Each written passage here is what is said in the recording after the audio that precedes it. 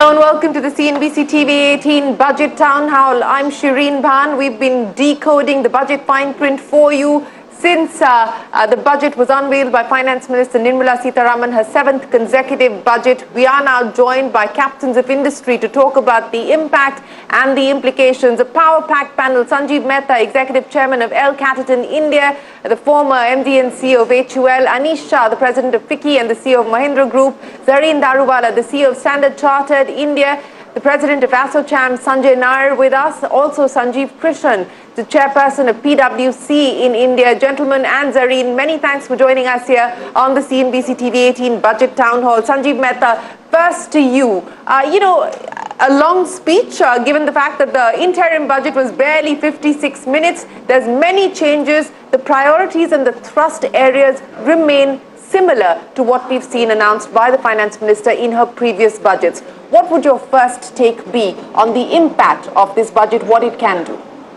Before I talk about what the impact will be, let us take a step back and see where India is today.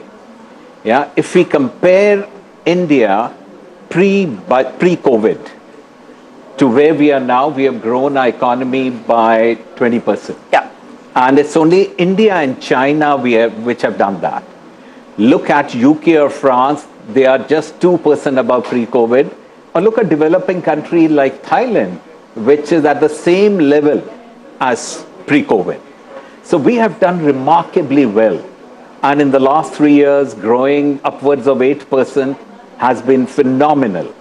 The second bit has been, look at the last big crisis, the global financial crisis. When the Fed said taper, rupee crashed. Today we are talking about a scenario where we have over $650 billion, which can cover our external debt. Our inflation today has been contained and it is lower than many developed countries. So we are at a great position of strength. And from there, if we look at, I think what Madam Finance Minister has done, looked at certain structural issues. Yeah. And she's tried to bring about a change. Let me talk about the biggest challenge that we face today. 60% of India lives in rural areas. 45% of the working population is in agri sector. And agri sector contributes 17% to the GDP, which is growing at about 1.5%. And even if you look at a past 30-year period, the agri sector growth has been at half the rate of the country's GDP. That's a non-sustainable. So what Madam Finance Minister, if you look at the thrust area, she has put in huge emphasis on agriculture. Earmarked about 1.5 lakh crore. The second important bit is, the other aspect that I would say is soft. You look at the private consumption, which has grown at about 4%. Yeah, whereas rest of, from the demand perspective, if you look at, they've grown at services at 7%, industry at about 9%. So that again is an area of concern. So what she's looked at, if I were to pick up from a manufacturing perspective, she's saying India is going to have multiple strategies. We need manufacturing, which is labor intensive. At the same time, she's very clear we have to go up the value chain. So there is an enhanced focus on R&D and innovation.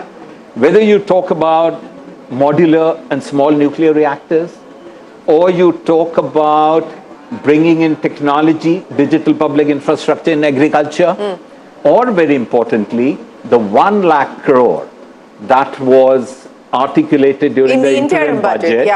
And now Madam Finance Minister is saying, yes, we are going to be led by the private sector.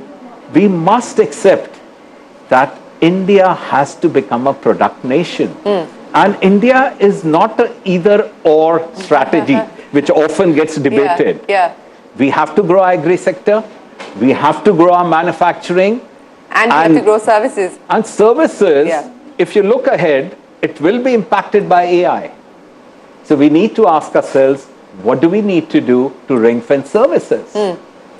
So if you look at those 9 thrust areas, of course, a lot of them will be based on the policy that gets articulated later on. Yeah. They're absolutely bang on. That's what the country needs today. Well, yeah, the intent, I think, is the point that you make is taken. The question now is one of execution, and many of these schemes will be in different phases of how quickly they will start to result in impact. Yeah. Shireen, let me give you one very interesting statistics. Go back to 2019-20. Our total capex, including the outlay that you have grants that go for capital, was 5 lakh crore.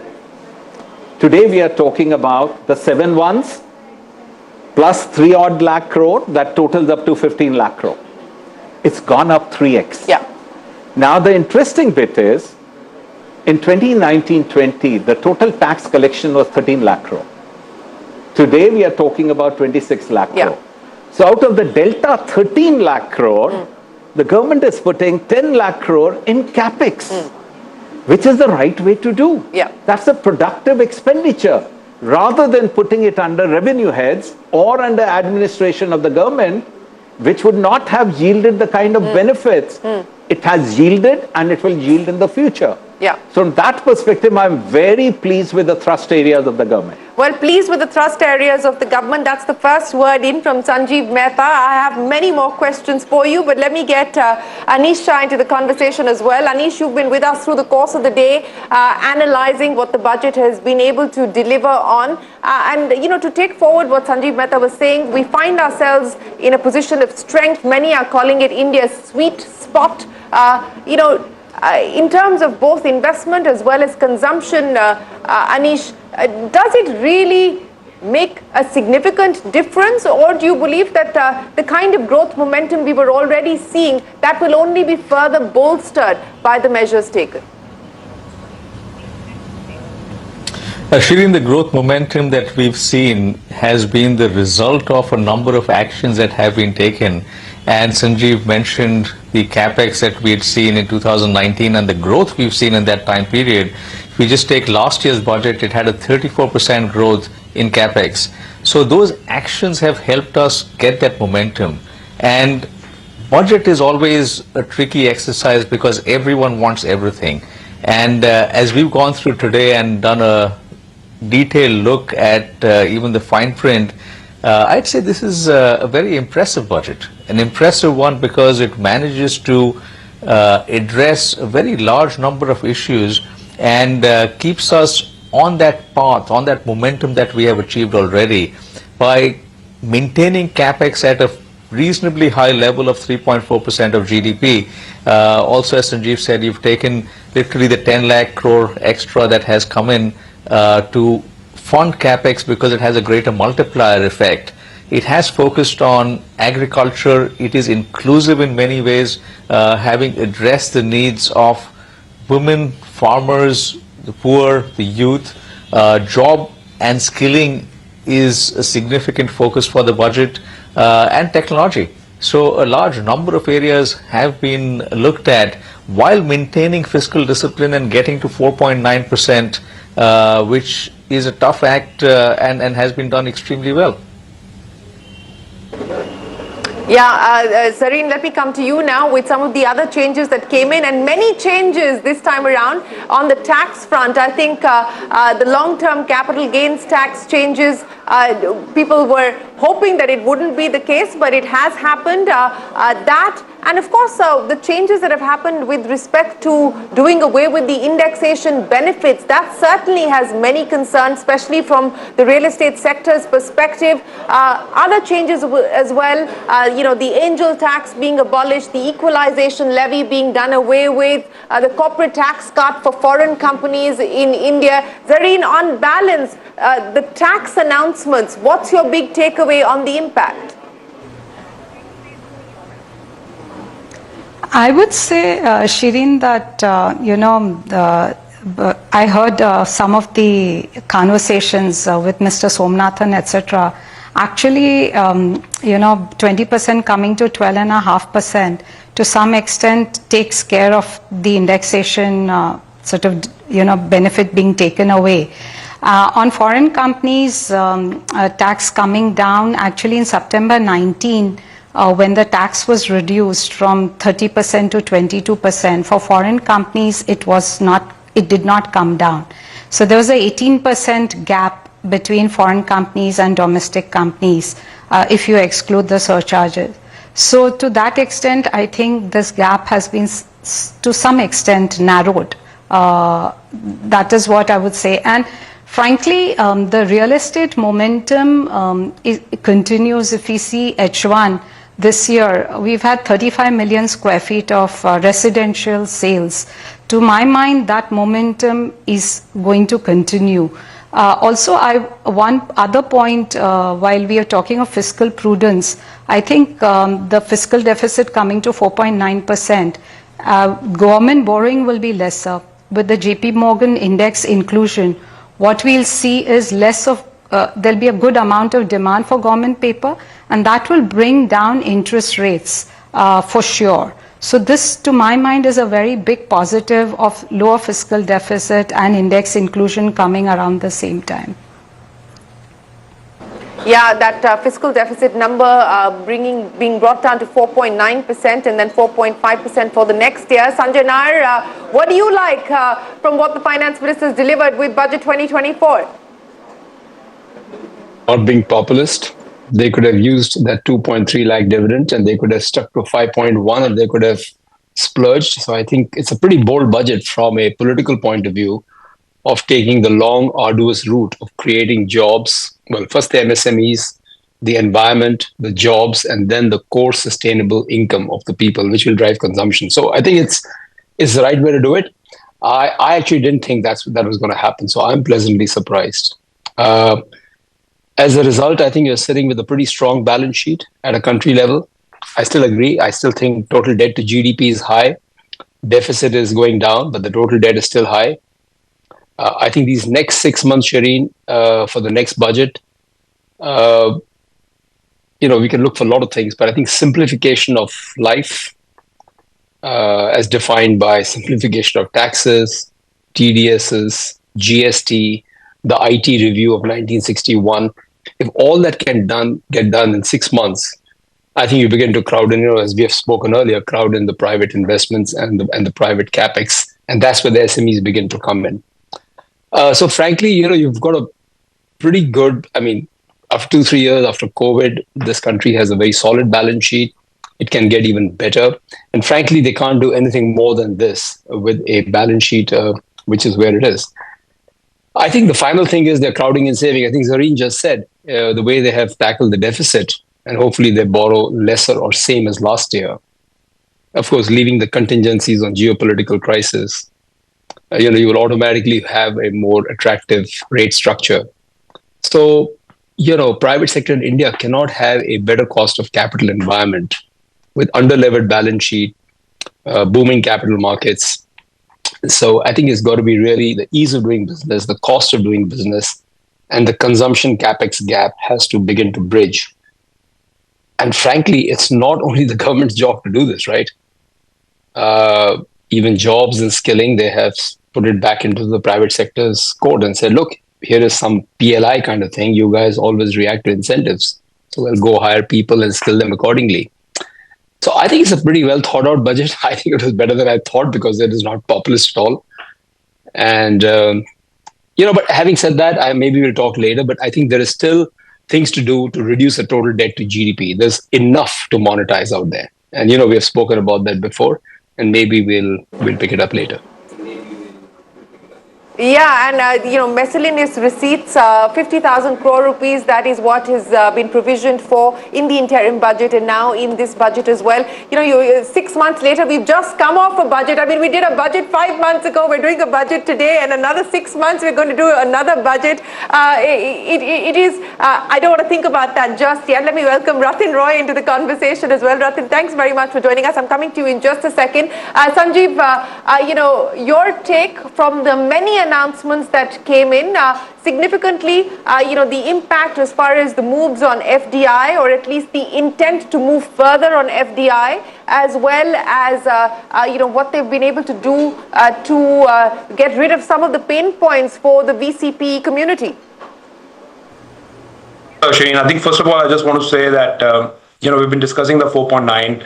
I think it's eminently achievable. I think they've been very, very conservative, both in terms of their revenue collections, particularly on GST. If you compare it with the interim budget to what they've budgeted now, I think they were estimated lower. I think even the denominator is, I would have expected it to be higher because there is inflation. So I think it's eminently achievable. But for some of the stuff that they have, for expedient reasons, put in the budget, the 4.9% I think is eminently achievable, and it sets us on a very good fiscal path. I think some of the things that you mentioned, I think that taking away, for instance, of the angel taxation, I think it was possibly not, to the best of my mind, not creating a huge amount of tax revenues, but it was being too litigious in minds of many.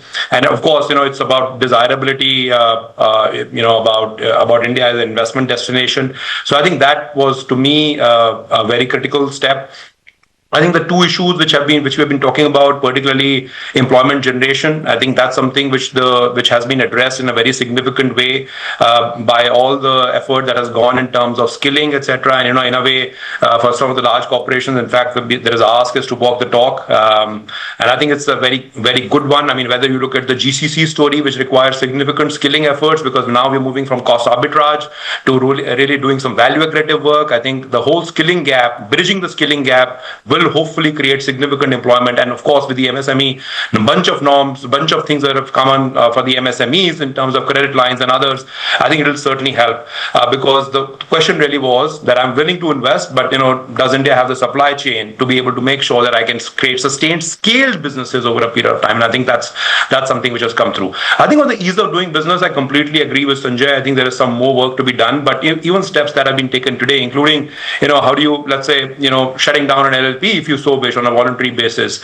the whole scheme about coming up with variable companies, capital companies. I think these are very good steps, and many possibly present in many other parts of the world. So I think these will again be significant incremental incentivization. They spoke about FDIs, and I think that they've spoken about declogging the FDI piece as well. I didn't see anything very significant on the FDI pieces, but I think just making India easier to do business and making sure that there is the measures,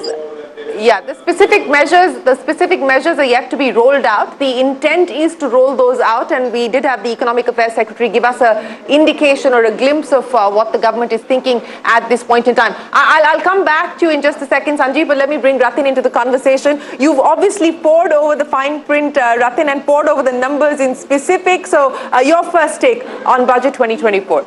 Well, I have three, I think, headlines for this budget. It's a prudent budget, it's a do-nothing budget, and it's a highly political, survival-oriented budget. Okay. Now that the headlines are out of the way, and I know that there's going to be lots of chatter about those headlines, but let's pick up on each one of those. So prudent, because you believe that the fiscal math is credible, it's realistic, and they haven't done much as far as welfareism and populism, which was the expectation. Oh, no, it's not that at all. The fiscal math is so realistic and has been realistic since 2016, Shireen. As I probably say here every year, the central government has been shrinking to pay for fiscal consolidation. And even this year, the expenditure GDP ratio has actually fallen by 0.3% as of last year. It has fallen every year, and so far since about 2016, excluding COVID, when it had to rise, it's fallen by about 3-4%. And so fiscal consolidation happens when the government spends less as a proportion of GDP. Now in the budget numbers, they talk about lakhs of crores, it confuses everybody. But in terms of ratio of GDP, it has fallen. What is good this year is that there's a modest increase in the revenue GDP ratio, which is more than, remember I said revenue GDP ratio, we'll come back to that, not tax GDP ratio, which is enough with the cut in the expenditure GDP ratio to pay for this rather large fiscal deficit consolidation of 0.7. So as long as they meet the revenue targets, and they seem fairly modest revenue targets, not tax targets, and they keep to their promise of shrinking the expenditure GDP ratio, you're good. You'll have fiscal consolidation. Which is a good thing. Yeah. If you're not going to do anything, you shouldn't be spending money. Sure. I'll get to not doing anything in a second, but Sanjeev Mehta, to take forward what we heard there from Ratin, and I want to now address the issue of consumption, because what we have seen, is that while the economy has been growing at 7.5%, 8%, etc., FMCG growth, volume growth hasn't kept pace with the kind of growth that the GDP has seen. Now, on the back of many of the measures announced, as well as just the strength and the resilience that we have seen for the economy, do you expect that recovery to take shape? Yeah. First is the FMCG volume has also been in sync with the private consumption growth, which has been about 4%. Now, FMCG growth happens when you have more money in the hands of more people. Yeah, it's not about concentrated wealth. Yeah, if it is spread out, that's when the FMCG consumption goes up. Now, if you look at the previous couple of years, if you go back to 23, we had massive inflation. So while the FMCG was growing at about 10-11%, bulk of the growth was coming from price growth. Yeah. Now we are talking about an era where the price growth has gone. In fact, in some quarters you will see negative price growth. So most of the heavy lifting will have to come from volume growth. Yeah. And for volume growth, importantly, the structural issue that I talked about. Yeah. 60, 45, 17%. Agri growing at 1.4%. Yeah, that doesn't help the cause. And giving doles, that's a band-aid. What India needs to do is create more jobs. What India needs to do is go up the value chain. That's the reason I said we need labor-intensive manufacturing and we need R&D and innovation ecosystem so that we go up the value chain. If you look at the thrusts, they're absolutely in the right direction. Will it happen overnight? No. The government is today prodding the private sector. Hey guys, we'll give you incentive. Employ more people. The employment happens when there is demand. Yeah. But the nudge, if you look at corporate balance sheets, they're pristine today. The debt equity is at 0.5 kind of thing. And today you have the capacity to invest. And normally what we do, you invest ahead of demand. And if the private sector starts doing it, the incentives will act as a stimulus. That, okay guys, EPF, part of it will give 1 month's wages in 3 installments. Now those are going to be the triggers to people to look at more labor-intensive jobs. India needs that. But very importantly, we are not going to be in a scenario where a large number of people move out from agri sector because they're overemployed to other sectors. We have to increase the productivity of agriculture. And that is the reason the thrust, the first point of a 9-point charter is on agri. You have to bring in technology. You have to bring in FPOs. You have to revamp the cooperatives. 80% of the land area in India is less than 1 hectare. That does not lend itself to technology. So the thrust areas are again absolutely the right thing to be done. Sanjay Nayar, Zareen and Sanjeev, I want to get you to comment on what we just heard there from Sanjeev Mehta. The nudge that the government has tried to do by way of these sweeteners, by way of these incentives, both on internship as well as job creation. Sanjay Nayar, I'll start by asking you, yes, corporate balance sheets have been repaired, corporate profitability significantly better, perhaps the best that we've seen in the last few years. Will this be enough now to spur industry, to trigger industry, to go out there, set up fresh capacity, add capacity, hire more people? I think the large corporates will react because they are kind of, they have to react. That's why.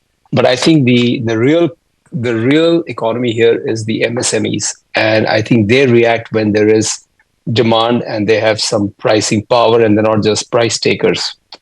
So it takes time to trickle down the whole effect. And as I said in my portion earlier, this is going to be a long, arduous path to see consumption pick up, and is the right way because it'll be a much more sustainable thing. I think, Shireen, the key thing is going to be this concept of single window, whether it's for overseas or for local. If I want to set up an expansion of a factory, and we're talking of factories and real assets, not real estate, we're not talking of e-commerce, we're not talking of software. Life's got to be much simpler. And I think 6 months are more than enough because it's a very well-meaning government. They know what they have to do. They have a lot of feedback. I think the simplification of getting approvals to create real assets, to demolish 33 categories of TDSs, to have enormous number of GST complications. I mean, these can be changed very quickly. I think you do that, and I think you will find the private sector investing ahead, as Sanjeev said, ahead of consumption really picking up. Consumption, I think, unfortunately, will take longer to pick up. And I'm not averse to that because it'll be a sustainable consumption pickup when it happens, given the route they've taken, which is job creation, income creation, and then consumption, and not just a stimulus. So yeah, that's my only sort of comment on this. I think the jury is still out how we shape up. I don't think we should be just declaring complete victory because there are a lot of geopolitical risk. I think that's fair to say. Yeah, that's fair to say. But Zareen, I want to talk about the measures for MSMEs and SMEs in specific, the credit guarantee scheme that the government has put forward, as well as that self-financing corpus that's been put on the table as well. How significant is this likely to be, Zareen? And, from a banker's perspective, to say that you're SMA 1, but we would like some amount of flexibility to be provided to an SMA account, the guardrails that will need to be put in place. Yeah. So, as we all know, MSMEs is about 30% of the GDP, and there are almost 6 crore MSMEs. If you look at the COVID experience, where ECLGS scheme was launched, about 20% of the MSMEs benefited from that, and the amount which was disbursed was 3.6 lakh crores. If you look at CGT MSC, which is also there where it gives government guarantee, we've already seen 1.5 lakh crore already being utilized. So these government guarantee schemes have been really, really effective in helping the MSME sector. In terms of going forward, I think government is quite encouraged by the experience of government guarantee and the kind of fillip that it is giving to the MSME sector. And only 20% of MSMEs are sort of taking loans from the formal sector. So there's a lot of scope for the other MSMEs to leverage the government guarantee scheme and take loans. In terms of SMA, if we see the fine print in Madam's speech, it says if the MSME is having distress beyond their control. So it's suppose there is a situation, which is a cyclical industry kind of situation. That's where the government feels that the MSME doesn't have any staying power, and the government wants to step in because at the end of the day, MSMEs are the biggest job creators. There are 11 crore people employed by the MSME. The other thing that I just want to mention, besides MSMEs, the point that you made about jobs. If you look at CRISIL, they have said that the last 7 years, average private sector capex has been about 3.5 lakh crores. And that's expected next 7 years to be 6.9 lakh crores. It's a doubling that's going to happen of private sector, and this is CRISIL data. And for that kind of growth, you will have job creation happening, and at the same time, I think the government is addressing this whole issue of there's a demand and there's a supply, and how do you bridge that gap, and how do you have a 360 kind of solution in terms of skilling, getting employer incentivized, getting employee incentivized. So to my mind, it's a fairly comprehensive approach, and we've always talked of demographic dividend. To my mind, this is an approach to reap the demographic dividend. Yes, that certainly is the intent. K.V. Subramaniam, the former Chief Economic Advisor, joins us now from Washington, D.C. Mr. Subramaniam, many thanks for joining us. It's been an early start for you, I would imagine, going over what the Finance Minister has delivered in Budget 2024. You were here with us during the course of the interim budget. So taking forward, I mean, the big message is continuity, both in terms of the fiscal arithmetic as well as in terms of policy from the interim budget. Your first take. A very good morning, Sherin. Yes, it's been a late night for me watching the budget. I think as the first budget of the new government, I find it quite visionary. Apart from the emphasis on things like ease of doing business, especially I like the proposal to reform the tax code. This is something that I've been talking about for several years. The provision for angel tax, which will really help the entrepreneurial ecosystem, vision for the financial sector to support growth. I think the emphasis on employment and skilling is what really stands out for me in the budget. I think this is, really unparalleled. I was involved in 4 budgets and having, watched many budgets, this is something which is path-breaking. And importantly, this is based on schemes that have already worked very well. If you would recall, the Atmanirbhar Bharat Rozgar Yojana during COVID, which had provided benefits, on the provident fund to the employer and employee less than 1,000, employees, that has actually done very well. About 60 lakh jobs where, new jobs where, those were either saved or created. So the incentives that have been now provided are redoubling of the same thing that has worked very well. At the same time, the ECGLS scheme, and the earlier commentator also talked about it very well. I think the ECGLS scheme has shown very clearly that guarantees help, because one of the things economists talk about is the problem of asymmetric information, in MSMEs, because they oftentimes don't have as good data, and therefore credit creation does not happen as well to MSMEs, and guarantees can really help. We had done this during the COVID, and I think, again, something that worked very well. So overall, I look at this budget as a visionary one that will definitely help with employment creation. I just want to point out to make sure that narratives are actually, on employment is reflecting the reality. If you look at, using high quality data from CLEMS database, which is a worldwide database, and the PLFS, with the RBI report uses the CLEMS database. Even excluding agriculture jobs, 8.9 crore jobs have been created over the last 10 years. And that's a credible number coming from a very good database. So 89 lakh jobs on average have been created over the last, every year over the last 10 years. So the 80 lakh number that the economic survey has talked about is eminently achievable, especially given the incentives that have been provided through the employment linked incentives. Last point, if we look at 80 lakhs, the number in and itself may seem very large. But if we take the base of the overall labor force, which is 60 crores, that is only 1.3%. And for a country like India, we need to actually, use the correct base to understand these numbers. Otherwise, they actually can lead to unnecessary fears or overblowing of the numbers. So overall, I think, the good job has been done on employment. Oftentimes the negative narratives actually preceded the reality. But doubling down on that, I think, is for me the most important aspect of this budget. Well, job creation aspect, the most important. Where do you believe they needed to do more, Rathin, in context of your earlier comment that while they've been prudent, they haven't done enough? Well, let me take them on their own terms. This was supposed to be, for the third time in this government's lifetime, a long-term plan. Do you remember 2017? Niti Aayog came up with something. Everyone has chosen to forget all about it. 10-year strategy, 5-year vision, 3-year something. Again, and, every budget is a path-breaking budget in this country. These people have to be careful that the ED doesn't go after them. But again, after COVID, they said, okay, we are putting in a plan for the long term. Now, for the third time, we plan for the long term. But I will continue to persevere and take them seriously. So they said that there are 4 focus groups. The only people who are not focus groups apparently are old men who don't work in farming. Women, the poor, yes, farmers, and the youth. Great. What have they got for women in the budget, concretely, in terms of Bahi Khata? Increase the number of working women's hostels. Now, with respect, that is something a panchayat or a municipality does. That is not something I expect Delhi Sultanate to do. You want more than that to happen.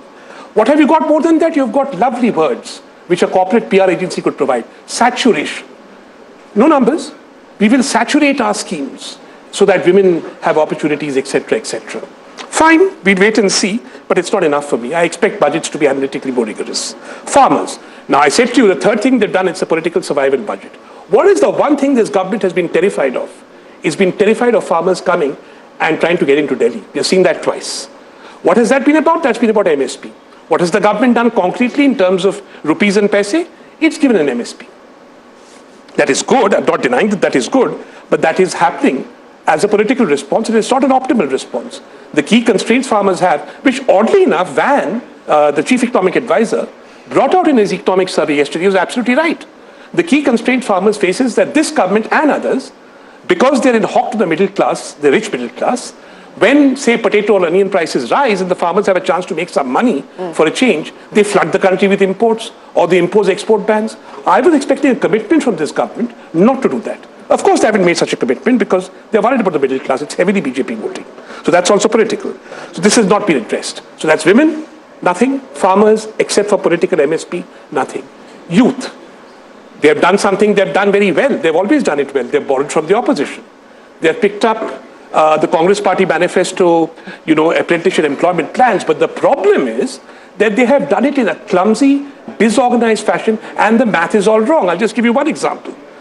They propose that the top 50 companies or something, each of them hire 4,000 people a year as interns. These companies don't even hire 4,000 people to work for them in regular jobs every year. That is not how organized companies work. They're extremely capital intensive. So the math will need to be done, and the math has not been done, and it's been sort of put there in a bureaucratic way. And finally, we come to the poor, or the poor. The poor have got, this was not mentioned in the budget speech, other than mentioning the poor once, Madam Finance Minister didn't use the word poor across the budget speech. It was all about the rich. But there is something if you look at the expenditure math. The 800 million rupee subsidy, the 800 people subsidy that we provide for people to eat. But what I expected from a long-term budget was, surely in a country where you're claiming that multidimensional poverty is down to single digits, we should not be required to give subsidy to 800 million people. So what is the plan to sunset this? How are people going to go out there and earn enough money to eat? So that we do not be in a situation where fifth largest country in the G20, Viksit Bharat, subsidizing 800 million people to eat. So in all these four counts, the government, in my view, has done nothing. Finally, when I said it's political, I've told you about agriculture. This is an NDA survival budget. The only place you actually in the Bahi Khata, as the finance minister likes to call it, see rupees and paise in concrete terms is the money given to Andhra Pradesh, 25,000 crores plus, including something the World Bank must be very busy with, 15,000 crores as a loan, very soft loan, I'm sure, it's practically a grant, and 56,000 crores given to Bihar for central government public investment. Now, this is very good, and it's very, I think, strategic of Andhra Pradesh and Bihar not to have pushed this government for a special package and all that. They've taken the money. Why kill the goose that lays golden eggs? But they'll come back next year and the year after. And in the next election, any promise of a double-engine sarkar, when you're doling out special packages to your allies, are going to be very difficult to prove credible in Maharashtra, Haryana, and Jharkhand and Haryana. Well, those will be the political complexities that that the government will need to navigate. But KV Subramaniam, taking forward what we heard there from Ratin Roy, your take on the fact that in some areas, as Ratin is pointing out, perhaps more needed to be done, or do you want to contest Ratin's arguments on the budget map? My friend Ratin was rejigging some memory, so let me rejig some memory for his benefit. I remember in 2019, in I think May or June, he talked about India being stuck in a middle income trap. Ratin, I'm sure you remember that. And what have we got? After that, we've gotten growth at 7% plus.